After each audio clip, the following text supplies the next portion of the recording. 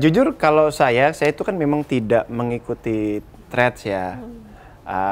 Biasanya itu kalau sudah viral baru saya ada ini ternyata ada ini gitu. Lalu jadi atau enggak jadi saya tuh open untuk kalau memang mau ngobrol, mau sama-sama diskusi boleh, mau jadi atau enggak jadi gitu.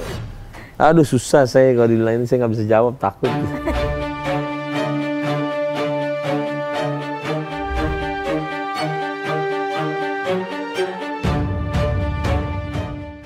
Hai pemirsa eksklusif, hari ini sangat spesial sekali karena kita sudah berada di kediaman sang director. Siapa dia? Mas Baim. Halo juga.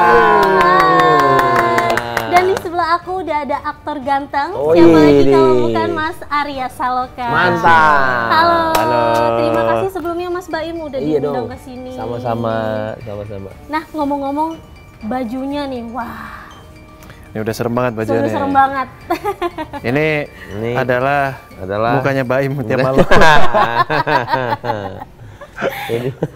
Nah pemirsa juga pasti kepo banget nih Mas, karena udah ada banner Lambayung. Mungkin bisa diceritain Mas, ini film apa? Oke.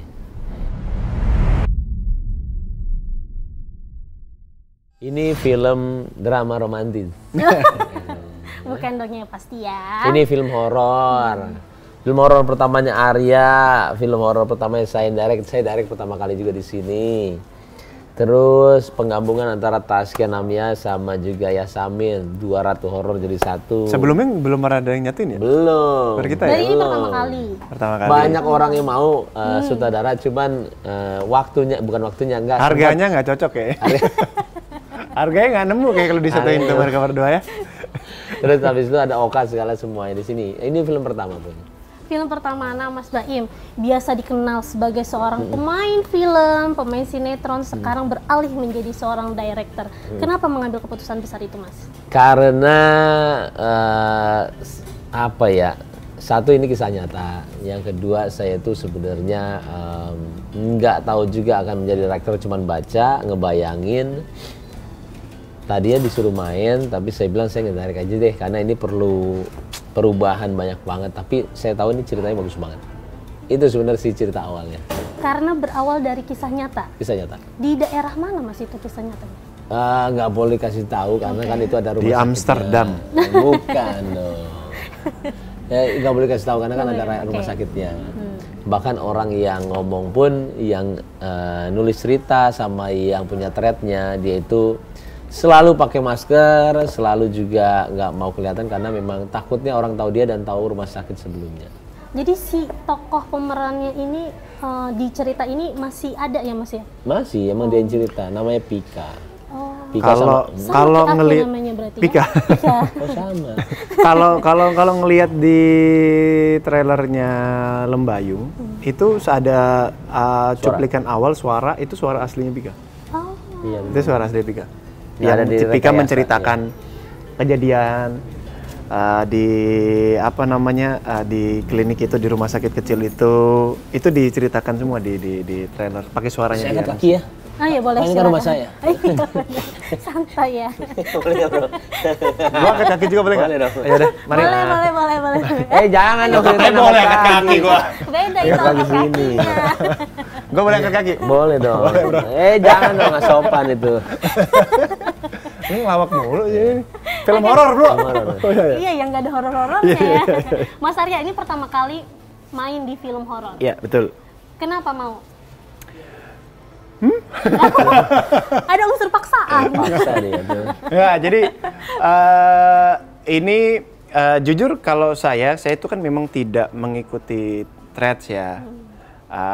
Biasanya tuh kalau sudah viral baru saya ada ini ternyata ada ini gitu. Nah, ini pertama kali itu memang saya 2022 akhir tahun lah ya, mungkin sekitar di bulan November mungkin. Itu saya diajak meeting untuk film ini. Justru jauh sebelum Baim ditawarkan film ini. Gitu. Nah, diajak meeting, kami diskusi, saya diceritain ceritanya, menarik secara konsep, menarik secara apa yang akan digarap nanti gitu loh. Nah, di situ pun juga saya bilang ya oke, boleh kita obrolin lebih dalam aja mengenai ini gitu. Dan saya tuh selalu jadi atau enggak jadi, saya tuh open untuk kalau memang mau ngobrol, mau sama-sama diskusi boleh, mau jadi atau enggak jadi gitu loh. Seiring berjalan waktu itu saya juga masih syuting juga kan, saya balik lagi ke sinetron yang lama waktu itu. Ini lagi digodok cerita dan lain-lain, mungkin lagi cari pemainnya juga gitu-gitu kan. Sampailah satu waktu Baim chat, bro ke kantor dong. itu malam, jam berapa? Jam 9 deh. Sampai sini jam 9, cet masih meeting dia. Kita baru meeting itu jam setengah 12 malam. Pokoknya sampai jam 2 mau jam setengah 3 lah ngobrol di sini di meja sini. Akhirnya dia cerita, bro ada cerita begini. Masih diem aja. Ini sebenarnya dia juga tahu, tapi mungkin kayak acting juga dia. Gue tau nggak ya, antara tahu dan enggak sih gue itu. Iya ya. Tapi dari muka lu tuh kelihatan kayak tahu nih orang. Tadinya kan juga judulnya belum fix Netes ya. Dulu Netes. Netes ya. Dulu Netes judulnya. Terus akhirnya banyak cerita, gue bilang, bro ini Netes kan? Iya, kok lu tahu? Pura-pura terkejut dia. Enggak beneran. Lu nggak tahu ya bro ya? Tahu. udah akhirnya ngobrol di situ dan ya udah ada beberapa obrolan, salah satunya kalau memang mau kita syutingin ini kreatifnya harus digarap betul-betul. Iya. Terus syutingnya juga harus betul-betul karena jangan sampai kita ngasih sebuah tontonan yang kurang lah gitu. Dan akhirnya memang ya udah yuk kita bareng-bareng deh kita kerjain ini sama-sama. Nah Mas Baim, kenapa bisa terfikirkan salah satu karakternya adalah Mas Arya? Ya dia ngasih kerjaan saya aja, tahu saya udah nggak syuting waktu itu. Bro mau syuting nggak? Oh ya boleh bro. Nggak lah. Dia salah satu aktor yang kita bilang bagus sama. Waktu itu saya tahu dia nggak ada filmnya, belum ada film yang muncul lagi setelah dia di Ikatan Cinta ya. Karena kita juga lihat karakternya, dalam arti bukan karakter ya, cara mainnya balik lagi dia natural atau enggak gimana kita juga sering lihat. Penasaran untuk dia itu ada di satu film, tapi film yang bagus maunya, karena sayang ketika itu dia lagi naik banget. Akhirnya saya nawarin dia, tapi waktu itu dia lagi balik lagi ke Ikatan Cinta yang kedua ya bro ya, yang kedua itu.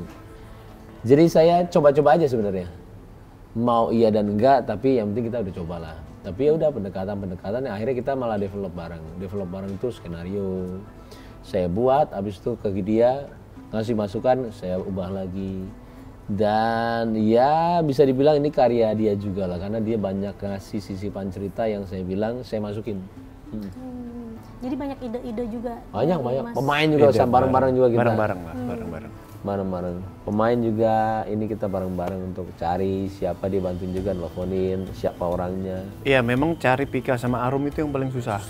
Sampai akhirnya bisa ketemu gimana itu ceritanya? Itu waktu itu nggak sengaja di depan sini.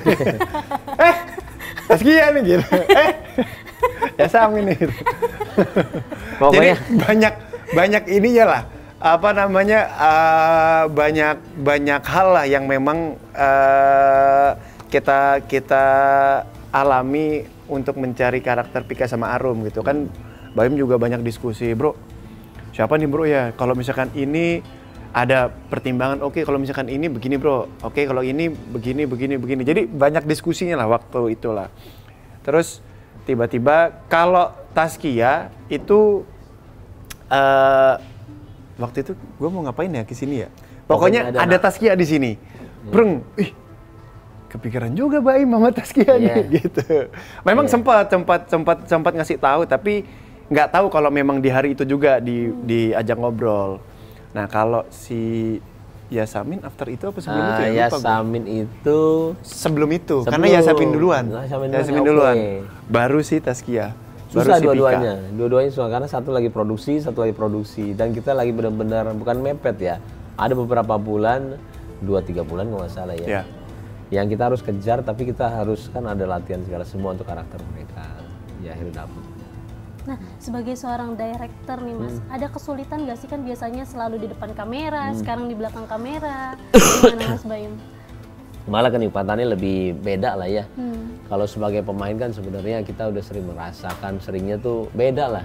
Satu klimaksnya beda, satu lagi beda. Kalau pemain tuh, saya selalu bilang ketika kita bermain tanpa kita mikir apa-apa, pas cut tuh enak banget. Kita nggak tahu perasaan kita apa, yang keluar apa. Nah kalau ini kita, director itu kita menjadikan satu semuanya. Semua elemen jadi satu, itu sulit banget. Tapi ya ketika jadi satu film ya yang kita udah bisa nonton sekarang. Saya aja baru masih ngedit tanggal 5 kemarin. Kita tanggal 13 ya. Dan ada salah bro. Bingung kita juga sampai kok ini pakai edit yang lama, aduh kepala gue pusing nih. Jadi apa ya, saya sempet ya, saya nggak bisa bilang orangnya juga ya, ini bukan budget main-main, dengan kita udah capek kerja, saya udah gila-gilaan, loh kok lo bisa ngambil editing lama kesini, kalau gue nggak ngecek gimana? Apa ya, saya nggak bisa bilang apa-apa sih, kecuali kalau nggak ada polisinya di situ, yaitu saya ya. Ini bagaimana ya, padahal ini kita udah lok, tiba-tiba pas kita udah di CB kemarin di 21, lah kok ini bingung aja jadi gue bro, lah saya aja bingung sekarang. Dan 2 kali lagi, 2 kali, habis itu diperbaruin, saya cek lagi, untung saya cek lagi, karena kita udah tanggal 13 kita mau ini. Saya tanggal berapa itu, tanggal 7, tanggal 8, lah saya sampai, ya kita udah nggak mau marah ya, tapi kita harus tahu salah di mana. Saya udah bilang semuanya, karena ini kan gila lo kerja keras, buset. Saya sampai sekarang sih nggak tahu ya, tapi sekarang udah handle. Cuman kan balik lagi, kalau tidak ada orang seperti sayanya, bagaimana ya saya bilang ini, yang udah semuanya aja bisa salah, yang ya kita aja bingung ya nonton. Salah di mana, siapa yang salah gitu loh. Nah itu dia, saya cerita seperti ini dari segi director ya. Bukan hanya ngedirect, jadi menjaga semua, bahkan udah clear semua, ujungnya tinggal lihat aja masih ada salah.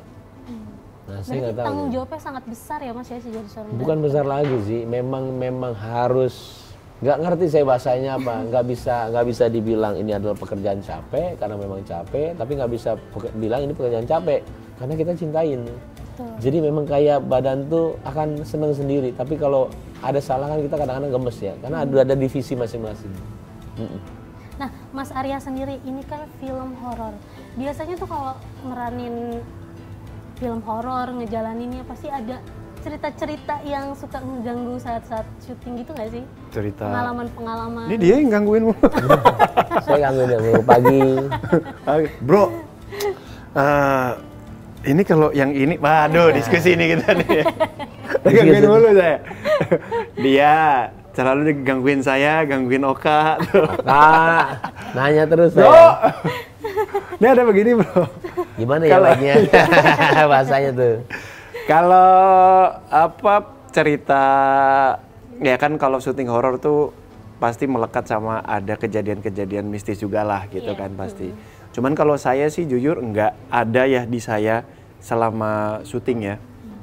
Tapi mungkin di teman-teman kru atau teman-teman pemain kayak Erik, Strada yang jadi di sini moming ya? Moming. Jadi moming ya. Nah, itu apa namanya? Dia ada tuh. Dia ada yang gerak jalan, orang gerak Jepang. Jalan tentara Jepang gitu-gitu. Terus jadi ada yang gedung apa namanya? Pabrik yang kita pakai itu memang kami nggak boleh syuting. Pokoknya sebelum azan maghrib kami udah harus keluar. Ada pembunuhan massal di situ dulu. Cuman untungnya di kita berdua yang ngerasain ya. Cuman yang dulu pun ya syuting, balik lagi syuting Habibie Ainun di situ juga.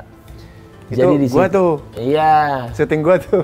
Nganan 3 tuh di situ tuh. Iya. Tapi gua nggak ngerasain apa-apa, justru beda tempat waktu itu. Gua. Ceritanya sama tuh. Alan Art dia bilang di situ ada pernah orang gerak jalan pasukan Jepang. Hah? Contohnya pas kemarin saya lagi preskon juga, ya Erik Serada bilang yang hal yang sama ya. Jadi saya bilang, iya bener berarti.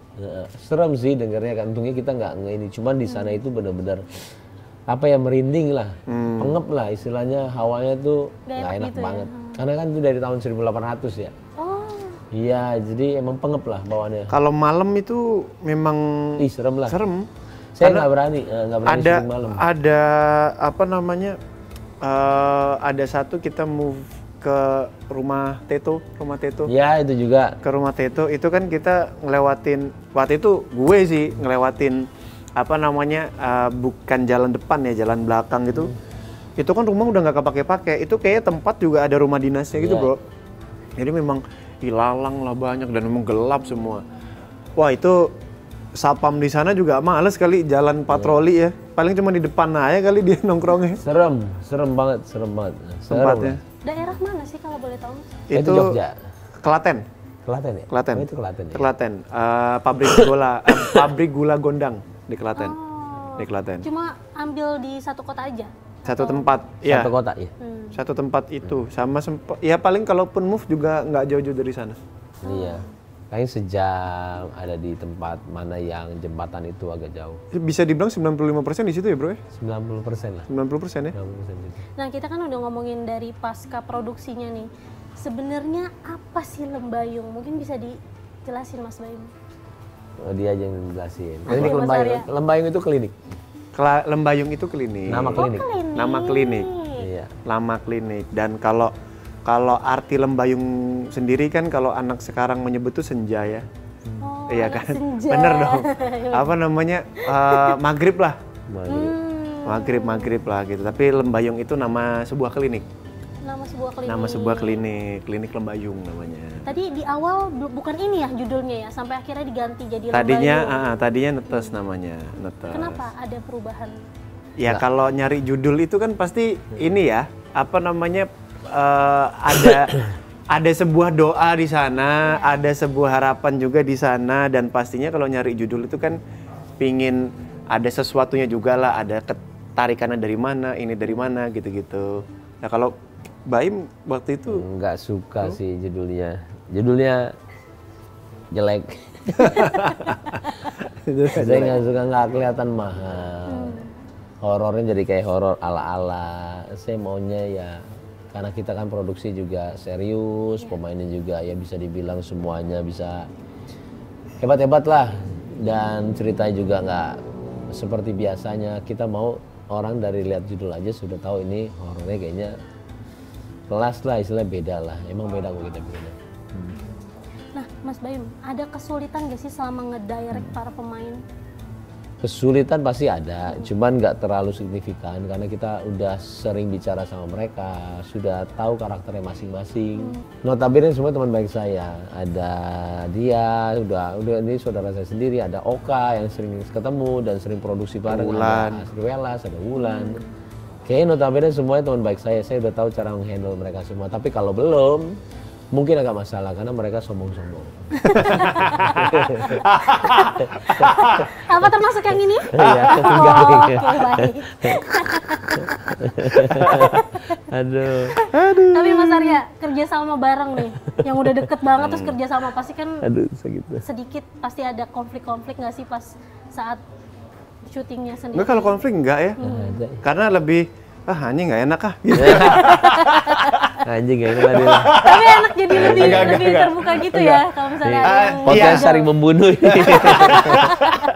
Saya membunuh podcast ini. Menjelekkan satu sama Jadi lain.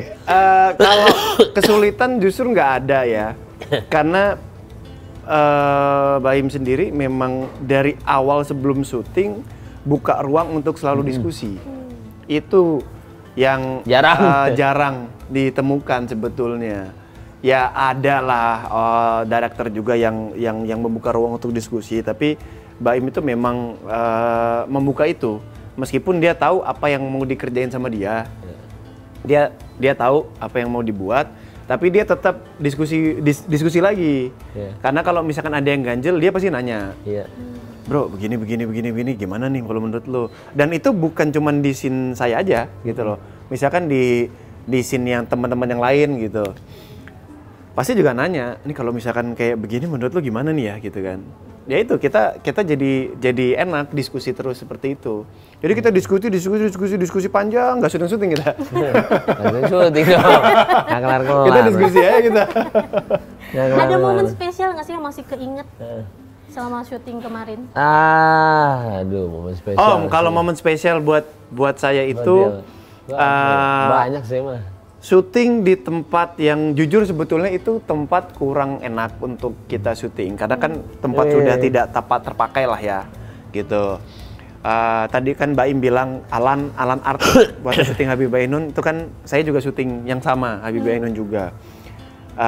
Kami itu di base camp itu ya ala kadarnya aja gitu loh. Maksudnya ya tetap ada kursi lah gitu kan. Kita istirahat di sana atau apa. Cuman Baim menyulap satu tempat, satu ruangan di situ. Itu memang tempat menunggu kita tuh sangat enak. Iya. Kasur ada 5 kali bro ya? 5. Kasur ada 5. Terus karpetnya dibawa. Karpet itu dibawa. Sofa dibawa, TV dibawa, wifi ada. Bener, semua dibawa. Kita mau makan di bawah, di karpet, kita mau makan di meja makan. Itu semua enak. Kita mau tidur, gantian itu kadang tidur di kasur gitu. Memang tempatnya dibuat nyaman untuk menunggu. Jadi kalaupun kita syutingnya mungkin ada yang kelewat jamnya cukup panjang gitu kan, kita pun tidur juga enak gitu. Ada tempat buat tidur, tempat buat istirahat. Tapi buat pemain aja ya. Cuman kadang ada yang orang lapangan mau ikut nimbrung kayak dia nih kalau misalkan masuk gitu kan. Kan buat pemain. itu buat siapapun. Itu buat siapapun sebenarnya. Tapi baik ya Bapak ini ya, baik ya. Baik. Cuman saya sering bercandain kalau misalkan tiba-tiba dia masuk, "Bro, ini buat pemain, Bro. Lo kan bukan pemain." Mati gituin sama dia. Enggak, karena kan emang saya kan pemain. Jadi sudah merasakan ya, udah merasakan apa yang perlu, apa yang nggak bikin nyaman, apa yang ini ya udah. Ada tukang pijitnya juga. Oh iya bener, dia bawa tukang pijitnya langganan dia. Keren. Dibawa ke lokasi. Jadi kita tuh kalau misalkan mau pijit mau apa pegel gantian. Gantian kita. Cuman kadang kita juga suka kayak misalkan saya ngelihat, wih tadi habis mijitin Baim. Wah ini mijitin Oka, mijitin gua kasihan juga, gua besok aja deh. Gantian bro, gantian bro kasihan. Belum lagi ngajak main piano. Iya. Tukang pijitnya Iya, juga ngomong juga. Iya. Emang deket banget sama anak saya. Nah Mas Baim sendiri apa momen yang masih teringat sampai sekarang? Momen pertama kali saya untuk syuting sih. Beda, momen itu pas pertama kali ya. Kirain saya bawaannya bagaimana, ternyata kayak kita kayak anak kecil main di playground ya. Kayak saya nggak pernah ngerasain, baru sekali waktu itu ngerasain pas saya nonton NBA pertama kali di LA ya, di Lakers. Saya kan nontonnya dari dulu dari Jordan sampai sekarang kan nontonnya di TV doang. Kaget lah pas masuk tuh ada satu rasa yang kayak lihat tuh kayak anak kecil lah. Nah sama kayak gini, persis banget sama. Saya sampai bingung juga, saya nggak bisa utarain gimana. Cuman rasa itu muncul ketika kayak main lah, kayak mainan. Karena kan itu kita yang gerakin semua ya. Mau apa, mau gimana, ceritanya gimana, pemainnya harus gimana, itu semua kita yang gerakin. Jadi buat saya kayak ke playground aja, karena saya hobi banget untuk bisa berkreasi, berimajinasi, jadiin apa. Dan ini ada satu bahan dengan orang-orang hebat di sekeliling kita ya. Mau gimana, Rambuan mau jadiin apa. Ada rasa awal-awal, aduh bisa nggak ya ada rasa? Nggak ada, itu nggak ada. Udah sama yakin sekali. ya? Itu sama sekali dari awal saya scene pertama sama Erik Estrada, ya saya tahu mereka semua lagi nungguin saya nih. Bagaimana nariknya? Kalau kita kan udah biasa ya, kita udah biasa menarik ini. Jadi buat saya malah, saya nggak ada rasa gimana, nggak ada. Sedikit pun, 1% pun nggak ada. Jadi memang sudah di kepala tuh bahan. Tinggal yuk waktu ini udah.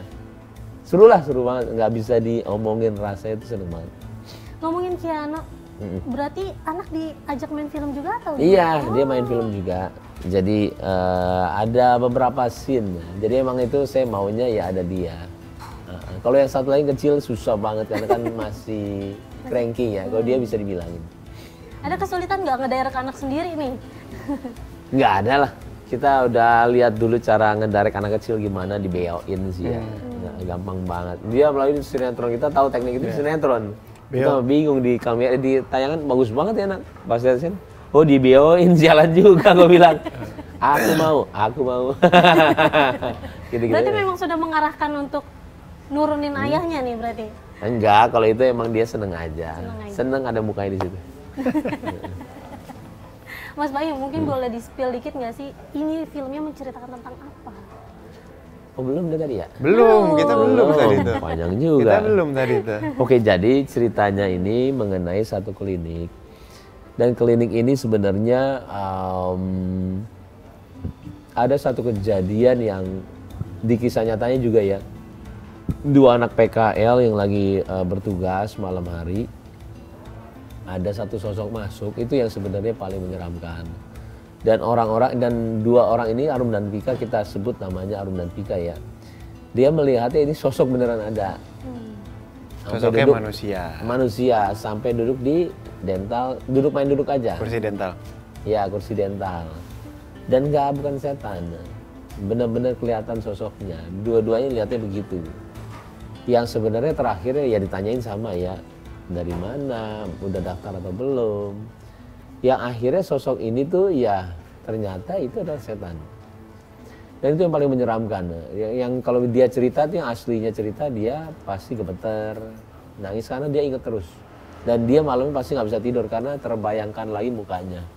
Karena itu dia bilang bukan setan, beneran. Saya kira itu adalah ODGJ, dia bilang. Makanya buat dia itu dimasukin ke cerita ya, yang paling kena itu ya buat dia pas ada orang itu masuk. Nah semua itu jadi bergulir di, namanya apa ya, disetanin terus, disetanin terus, apa sih namanya, digentayangin. Digentayangin terus, nggak bisa tidur. Ditempelin. Iya, ditempelin. Mimpi itu pasti keinget lagi. Maksudnya dia masuk ke mimpi, dan 2 orang ini mimpinya orangnya sama. Dan yang satu hampir meninggal, yang Arum. Iya, jadi ini bukan cerita yang gimana, maksudnya yang ngarang ya. Memang ini hampir meninggal. Karena terus-terusan diiniin, yang satu itu benar-benar dia jaga temennya. Jadi terus semuanya itu saya ceritain beberapa bagian dari mimpinya, dari dia datang ke dentalnya, air liur yang seserem itu, semuanya kita nyatain di sana. Nah sosoknya berarti yang ada di kaos kalian. Iya. Ya. Ini? Iya itu dia, menggambarkan. Ada nama setannya nggak sih? Kalau di sini namanya Tantri, kalau di sana yang aslinya saya nggak tahu. Tantrum mungkin yang asli. Tantrum. Dan kita langsung liatin mukanya. Kalau di sini kita liatin mukanya. Tantrum. Kayak anak kecil yang ngambek tantrum ya. Nah, Mas Baim, kalau boleh memilih, mau jadi aktor atau tetap jadi director? Milih. Aduh, susah juga. Aduh susah saya kalau di lain saya nggak bisa jawab, takut. Karena dua-duanya menyenangkan. Tapi kalau disuruh pilih, nggak bisa sih. Nggak bisa bro. Kan aktor sekarang ada yang barengan sama ngederek. Iya. Nggak bisa milih saya. Banyak dong, aktor sekarang yang barengan sama ngederek banyak dong. Kalau aktor itu enaknya saya nggak perlu capek tapi kita ngelakuin hobi kita ya. Tapi kalau director capek tapi hasilnya maksimal. Ya gimana ya? Dua-duanya nggak, bingung saya ininya. Tapi di film ini in frame juga nggak sih Mas Baim? Apa? In frame juga nggak sih? Ikut? Enggak, saya sama sekali enggak. Oh enggak. Disuruh waktu itu sama siapa? Ais, gue. Lu ya? Gue. Dia, Erik. Satu scene aja. Ada satu adegan di ending, gue minta waktu itu, udah lu aja lah jadi ini, udah lu aja. Enggak ada itu, enggak. Kenapa nggak mau Mas? Enggak, lagi mau di ininya sebagai director aja. Oke. Nah, Mas Arya, kamu biasanya stripping, terus udah pernah main film juga kan? Kalau disuruh main film horor lagi mau? Tergantung sih. Tergantung cerita dia mah. Apa tergantung bayaran? Tergantung. Kalau tergantung bayaran itu tergantung manajer saya ya. Kalau itu ya. Jujur, kadang kalau misalkan saya bilang, udah nggak apa-apa, gue mau banget ini. Aduh deh, kalau murah dah kalau begini gitu manajer gue. Jadi nggak bisa dibilang dia mahal atau murah sih. Jadi dia nggak bisa bilang mahal atau murah kok. Jadi tergantung cerita, tergantung apa namanya. Saya juga gini sih, kita punya cerita bagus gitu kan. Tapi nanti juga balik-balik lagi kepada editing ya juga ya bro ya. Pusing. Itu juga ngaruh gitu kan. Ada beberapa film mungkin yang sekarang lagi tayang atau yang sudah selesai tayang atau yang mau tayang gitu kan. Kita ngomongin yang sudah selesai tayang atau yang sekarang baru tayang ya. Ada beberapa film yang sebetulnya itu film bagus gitu kan. Mungkin dari skrip juga bagus gitu, tapi bisa menjadi tidak bagus ketika di lapangan salah. Ngedirectnya seperti apa, atau ketika sudah jadi mungkin produsernya pinginnya pingin begini, atau salah masukin scoring, atau salah masukin ini. Itu banyak, makanya banyak pertimbangan juga. Karena saya sebagai pemain itu kan punya strategi, oke di tahun ini apa strateginya saya, di tahun depan apa lagi strateginya gitu loh. Nah saya kan itu sama manajer saya juga kan berstrategi gitu kan. Oke strateginya seperti ini, apa yang mau kita ambil, apa yang ini, gitu-gitulah. Jadi kalau misalkan pertanyaannya mau lagi nggak horor, ya saya nggak akan bilang saya nggak mau horor. Saya pasti bilang oke, tapi ceritanya seperti apa, direkturnya siapa, PH-nya mana, gitu kan. Itu kan balik lagi ya. Seperti itu sih, karena kan dari sana kan dari kita tahu semuanya itu kan kita juga tahu, oh ini nanti film akan jadi seperti apa, promosinya akan seperti apa, terus nanti hasilnya pun juga seperti apa, dari penonton, dari apa gitu-gitu. Itu semua juga harus distrategikan. Iya. Itu sih. Lebih enak sinetron atau film? Uangnya sinetron. Kita mah fair-fairan aja di sini. Stripping terus ya. Uangnya masih sinetron kalau uangnya, tapi tergantung juga sih. Udah ada di tahap mana. Nah kan begitu, betul. Kalau saya 10 tahun yang lalu sih kalau ngomongin sinetron mah juga ya alhamdulillah lah ada gitu kan. Cuman kalau ditanya sekarang lebih enak mana, sinetron untuk nabung enak, uangnya enak. Film ya film ada itu enaknya ada enggaknya. Ada enaknya kalau dealingnya bagus. Kalau film tuh lebih kepuasan gini, lah. puas karena kita bisa ya kalau misalkan ditawarkan ya gitu kan. Kalau misalkan ditawarkan kita juga bisa milih. Jadi kan kita juga oke, kemarin habis film yang ini, sekarang film yang ini dengan karakter yang mungkin agak sedikit berbeda. Jadinya kita juga bisa explore. Kita bisa bermain di sana, punya kepuasan. Itu sih. Kalau sinetron kan kalau misalkan kita dapat yang panjang bertahun-tahun dengan itu aja. Ceritanya dibolak-balik, nanti dari sini ke sini lagi, ke situ lagi, bolak-balik gitu-gitu aja. Ada peran yang pengen banget kamu mainin gak sih? Semua pengen. Apa yang pengen banget yang belum pernah kamu peranin? Saya itu lebih nggak mencari satu spesifik ya. Saya itu lebih bagaimana saya selalu belajar untuk menghidupkan manusia yang baru. Karena yang susah itu adalah menjadi manusia kan. Menjadi manusia itu susah loh. Itu, jangan berpikir, oh mau nanti diginiin. Jadi manusia aja dulu. Ciptakan manusianya aja dulu. Menciptakan manusia, menjadi manusia utuh itu susah. Itu dulu gitu. Baru mau nanti dianeh-anehin atau apa, itu baru terakhir lah gitu. Sama kayak saya kalau persiapan, yang saya cari kan manusianya dulu. Manusianya jadi, baru saya lihat pekerjaan manusia ini apa. Baru saya pelajari pekerjaannya gitu loh. Yang penting manusianya utuh dulu yang jadi. Karena yang kita lihat itu kan orang harus percaya manusianya ada. Kalau orang udah nggak percaya, ya udah orang yang nonton juga begitu. Yang penting orang percaya dulu manusianya itu ada. Jadi apakah ini juga salah satu Mas Baim karena melihat sosok seorang Arya Saloka yang sangat detail dalam memilih peran? Gimana Mas? Apa ada banyak maunya selama ini, selama syuting? Oh banyak dia maunya. Saya banyak maunya, apalagi waktu pas masih diskusi masalah skenario. Itu inget banget, gue lagi Semarang bro, yang lagi di Semarang. Saya telepon habis, jadi saya baca itu di kamar mandi. Karena kalau saya bacanya di luar kamar mandi, itu pasti digangguin.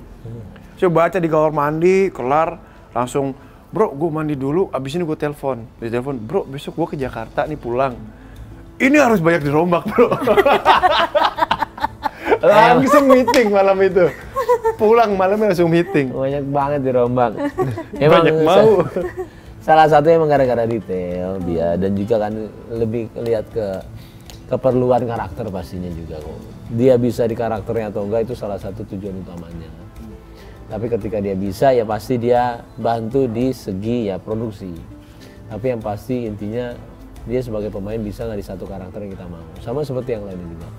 Ada semuanya, ya saya bilang semua pas di porsinya masing-masing. Oke pemirsa, nggak berasa ya kita sudah 5 jam nih kita ngobrol pemirsa. Udah 5 jam nih.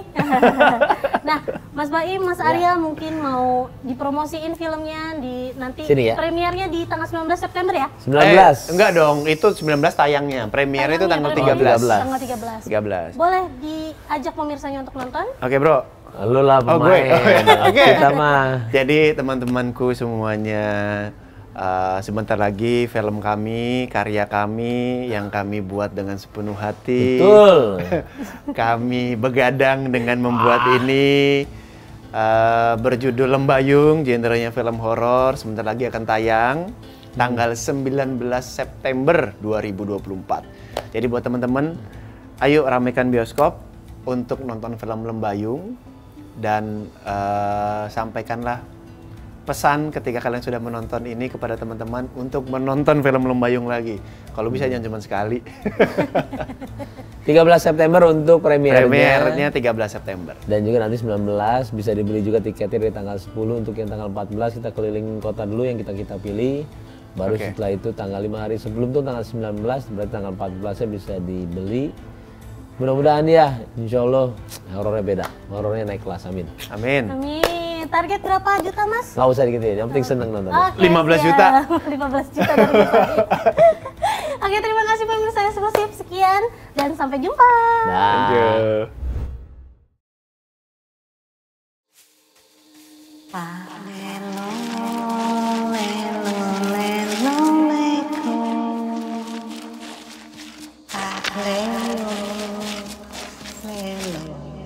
Kalau kebayang tuh takut masih.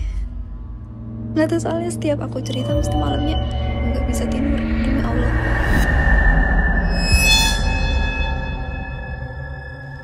Jadi waktu itu saya sama teman saya lagi praktek di ruang poli gigi, lalu tiba-tiba ada perempuan masuk yang rambutnya panjang, pucat, nggak nyapa apa-apa, langsung duduk di kursi dental.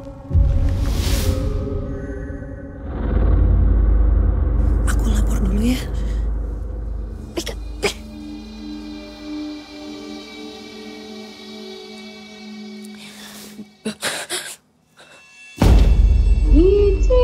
Diciptakan alam pria dan wanita.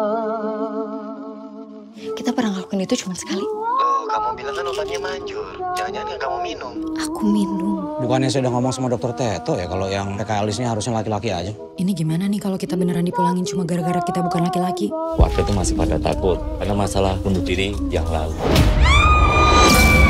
Kalau Bu Ida nggak jujur sama saya nggak bisa jamin keselamatannya Bu Ida.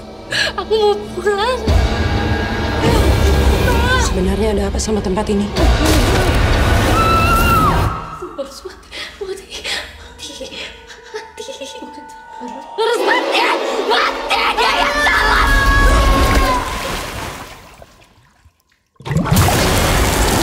Demi Allah, aku nggak ada niatan kayak gitu.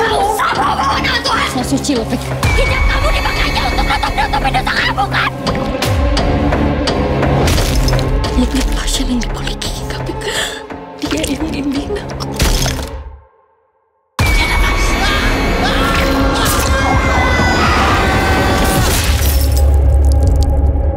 Wanita dijajah pria sejak dulu. Kayaknya bikin trauma banget, udah nggak bentuk manusia lah, sampai kayak mayat hidup.